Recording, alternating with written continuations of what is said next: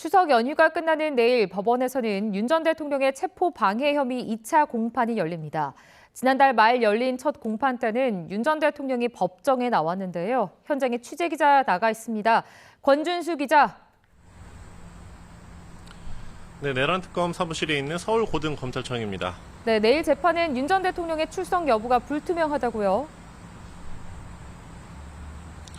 그렇습니다. 내일 오전 서울중앙지방법원은 윤 전 대통령의 특수공무집행방해 혐의 등 사건의 2차 공판을 여는데요. 고위공직자범죄수사처가 올해 초 체포영장을 집행할 당시 윤 전 대통령이 경호처에 부당한 지시를 내렸다는 혐의로 특검이 기소한 재판입니다. 지난달 말 열린 1차 공판은 윤 전 대통령이 직접 출석했습니다. 이어진 보석신문에서도 불구속 재판의 필요성과 관련해 목소리를 냈는데요.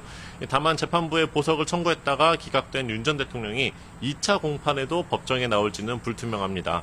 내란 우두머리 혐의 재판은 지난 7월 재구속된 뒤 건강상 사유로 계속 나오지 않고 있는데요.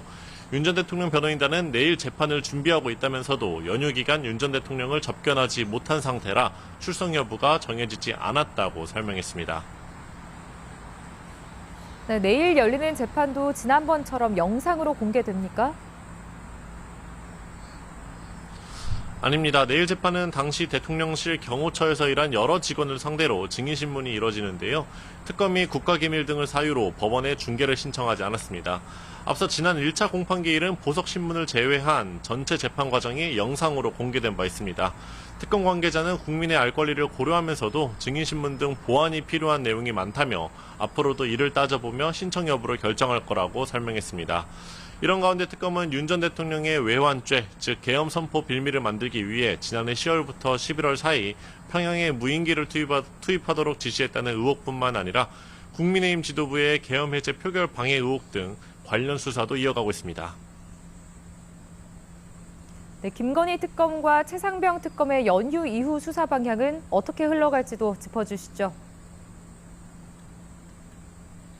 네, 먼저 오늘로 출범 100일을 맞은 김건희 특검은 정치자금법 위반 혐의 등을 받는 한학자 통일교 총재를 내일 구속 상태로 재판에 넘길 방침입니다.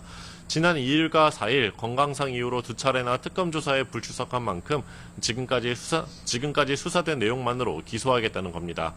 최상병 특검은 수사 외압 의혹의 정점인 윤 전 대통령과 본격 소환 일정 조율에 들어갈 전망입니다. 또 주요 피의자인 이종섭 전 국방부 장관의 구속영장 청구 여부도 최종 검토할 것으로 보입니다. 앞서 특검은 최상병 순지 사건 입첩 보류와 부명 로비 의혹, 그리고 도피성 주 호주 대사 임명 과정과 관련해서 이 전 장관을 5차례 소환해 조사한 바 있습니다. 지금까지 내란 특검 사무실 앞에서 YTN 권유수입니다.